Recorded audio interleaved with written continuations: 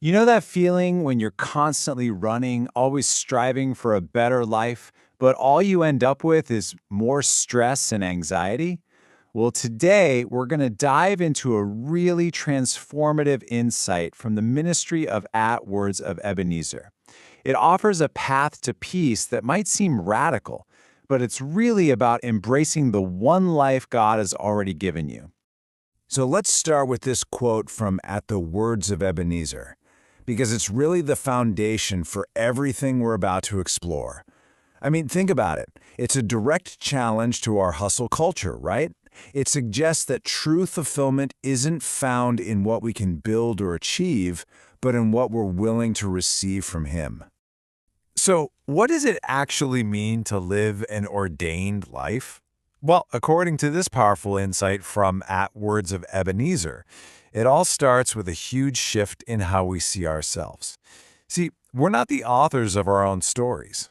God is. He's the one holding the pen, and His plan, well, it's perfect. But that brings up a huge question, doesn't it?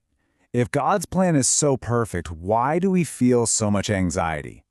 It's a question so many of us wrestle with.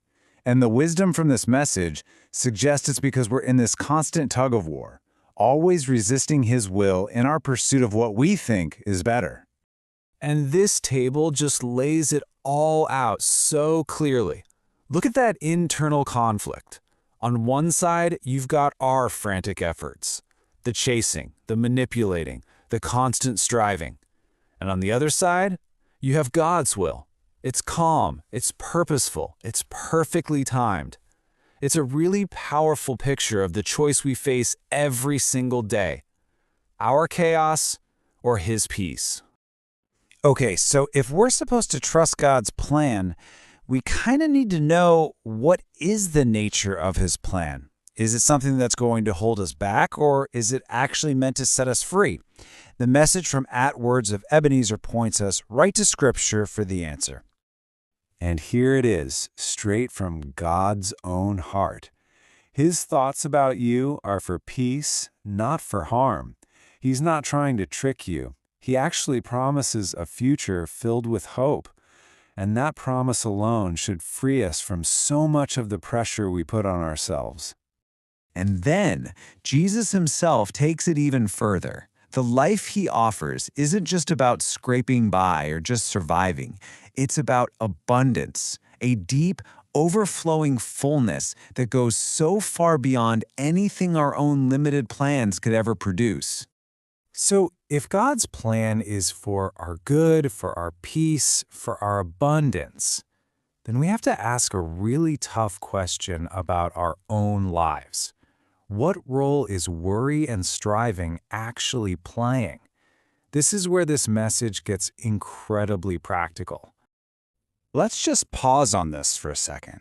Seriously, all our anxious planning, all those sleepless nights, our constant grinding effort to control every single outcome, do those things actually have the power we think they do? And Jesus Himself answers that question with another, even more profound one. This verse right here is really the anchor of the whole message. It's a question that's designed to just completely expose how useless our worry actually is. And the answer, of course, is that we can't. Not one of us, by worrying, can add a single hour to our life. And that leads us to this powerful conclusion.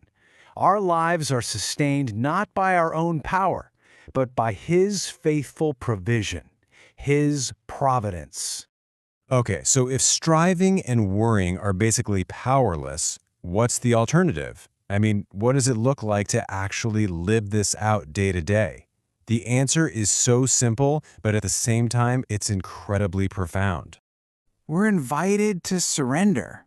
Now, I know that word can sound kind of weak, right? Like defeat. But the way this message from At Words of Ebenezer so powerfully reframes it, this isn't about giving up. It's about aligning. It's about stopping the fight against God and starting to move with His perfect will. And that is where true peace is found. And listen, this isn't just some nice idea or a feel-good theory. It's a practical daily choice. It becomes a personal declaration of faith that can change how we live moment by moment. First, it's a choice to trust, plain and simple. We make a conscious decision to believe that His plans are better, even when we don't understand them, because we know they're rooted in His perfect love and wisdom. And you know what happens when you truly trust? You finally get to rest. You can let go of that heavy, heavy burden of trying to be in control of everything and find real peace in the assurance that He is holding your life together. It's a huge shift from striving to stillness. And finally, we get to truly live, not just exist, not just get through the day, but fully and joyfully embrace the beautiful, custom-designed life that God has so graciously given to us. This is that abundant life He promised all along. So, let's make this incredibly practical as we finish up. What is that one worry you're carrying around right now? What's the one thing you are trying so hard to control? My challenge to you, based on this incredible insight from @WordsOfEbenezer, is to consciously surrender that one thing into His capable hands today and just take that first step into the peace of the life He has for you.